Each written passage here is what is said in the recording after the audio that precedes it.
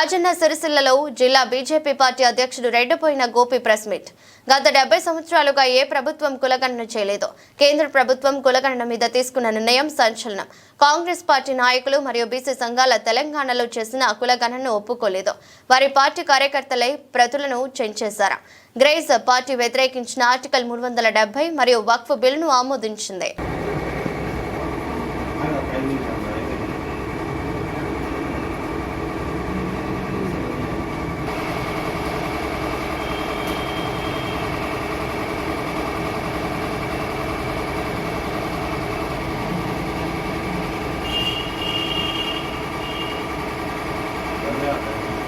వ్యాప్తంగా ఏదైతే సంచలనాత్మక నిర్ణయాలు భారతీయ జనతా పార్టీ కేంద్ర ప్రభుత్వం నరేంద్ర మోదీ గారి ఆధ్వర్యంలో తీసుకుంటారో మరి దాని గురించి దేశవ్యాప్తంగా ఒక చర్చ జరుగుతుంది.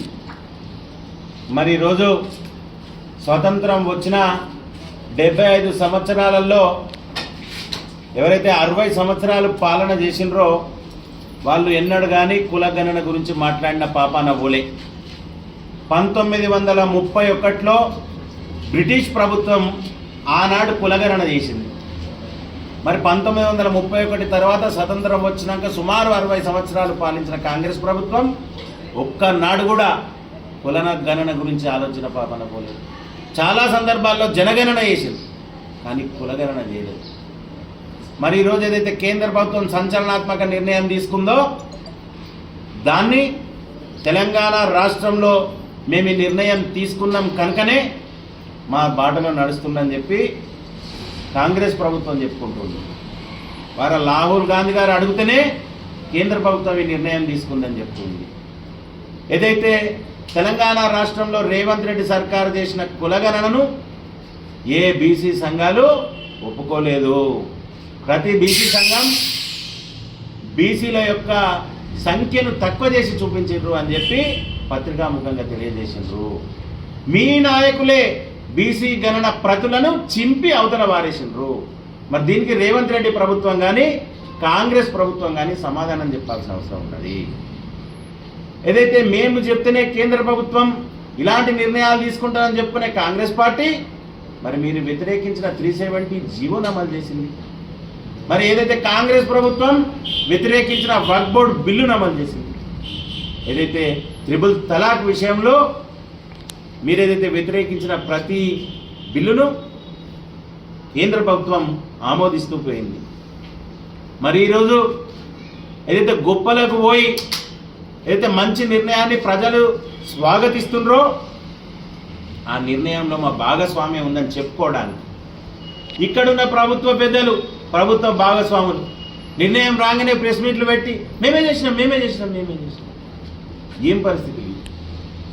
దేశవ్యాప్తంగా చర్చ జరుగుతున్నది. ఏదైనా విప్లవాత్మక నిర్ణయం తీసుకోవాలన్నా, ఒక ధైర్యమైన నిర్ణయం తీసుకోవాలన్నా, అందరికీ పనికొచ్చే నిర్ణయం తీసుకోవాలన్నా రేపు రానున్న రోజుల్లో కేంద్ర ప్రభుత్వం ఏదైతే కులగణన చేస్తుందో ఒక శాస్త్రీయంగా, ఒక శాస్త్రీయబద్ధంగా ప్రజలందరికీ మేలు కోరే విధంగా ఆ నిర్ణయం ఉంటుంది. చాలా సందర్భాల్లో మాట్లాడుతూ ఉన్నారు, ఎవరి ద్వారానైతే పుట్టుక వచ్చిందో ఆ పుట్టుక మా ద్వారా అని చెప్పుకుంటున్నారని చెప్పి పలు సందర్భాలలో ప్రతి రాజకీయ పార్టీ మాట్లాడుతుంది. ఇలాంటి ఈ నిర్ణయాన్ని కూడా మేము నిర్ణయం తీసుకుంటే మా ద్వారా నిర్ణయం అని చెప్పుకునే కాంగ్రెస్ పార్టీ మీరు చేసే ప్రతి ఒక్క విషయం ప్రజలు గమనిస్తూనే ఉన్నారు. అంత దూరం ఎందుకు? మీరు ఇచ్చిన హామీలను నెరవేర్చే పరిస్థితిలో మీరు లేరు. హామీలు అన్నింటి గురించి 420 హామీలు 420 హామీల గురించి చర్చించాల్సిన పనేం లేదు. కానీ నిన్నగాక మొన్న నెల కింద కొబ్బరికాయలు కొట్టారుగా రైతులకు వడ్ల విషయంలో 15 రోజుల నుండి కాంటాలు స్టార్ట్ అయినాయి. ఇంతవరకు ఒక్క రైతుకు ₹1 అకౌంట్లో పడ్డ పాపాన పోలేదు. వీళ్ళు ఇక్కడ కాంట పెట్టుకోమని చెప్తున్నారు. కాంట పెట్టిన వాళ్లకు ఎన్ని కిలోలు అయిందో స్లిప్ ఇస్తలేదు. ట్రక్ షీట్ అంటున్నారు, లారీ వస్తలేదు, రైస్ మిల్ పోతలేదు, ట్రస్టీ పాపాన లేదు. ఇక్కడున్న రైతులకు వాళ్ళు పండించిన పంటకు మీరు కొంటున్న గింజలకు పైసలు ఇచ్చే పరిస్థితులు మీ ప్రభుత్వం లేదు. మీరు చెప్తే కేంద్ర ప్రభుత్వం నడిచే పరిస్థితులు కాదయా? మరి పరిశీలన మొత్తం ప్రజలు చూస్తున్నారు. ఇంకొకసారి ఏదైనా విషయం చెప్పాలనుకున్న వాళ్ళు కూడా, ఇక్కడున్న పెద్దలు కూడా, ప్రభుత్వ భాగస్వాములు ప్రభుత్వంలో వాళ్ళు కూడా మాట్లాడే ముందు కొంచెం ఆలోచించు. దాన్ని వీడియో తీసి పబ్లిక్లో పెడితే అయిపోతుందని కాదు. 1931 బ్రిటిష్ ప్రభుత్వం కులగన్న చేసింది. దాని తర్వాత 60 సంవత్సరాలుగా మీరు ఆ పాపాన అవ్వలేదు. దాన్ని మాదే అని చెప్పుకోవడానికి సిగ్గుపడాలి మీరు.